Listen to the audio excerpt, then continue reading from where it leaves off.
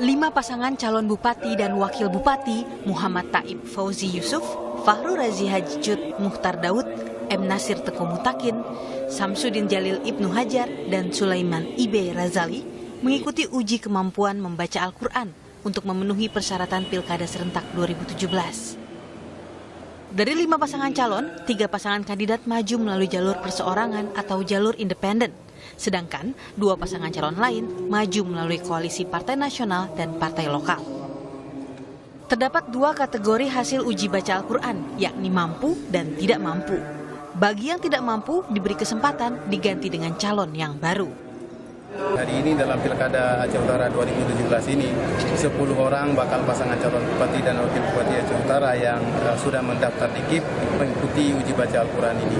Dan hasil uji baca Al-Quran ini kategorinya 2, yaitu mampu dan tidak mampu. Nah, yang nanti diputuskan oleh tim uji baca Al-Quran, mampu baca Al-Quran, maka kemudian akan dimasukkan keterangan dari tim uji ini sebagai salah satu persyaratan dalam pencalonan yang dalam berkas yang sudah diserahkan kepada KIP bersama-sama dengan hasil tes kesehatan yang dilaksanakan kemarin.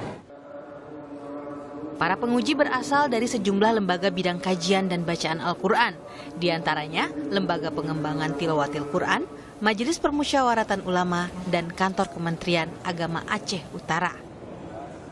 Uji mampu baca Al-Quran dilaksanakan sesuai dengan Undang-Undang tentang Pemerintahan Aceh serta aturan pelaksanaan Pilkada Aceh dan merupakan syarat mutlak pasangan calon. Tim Liputan Kompas TV.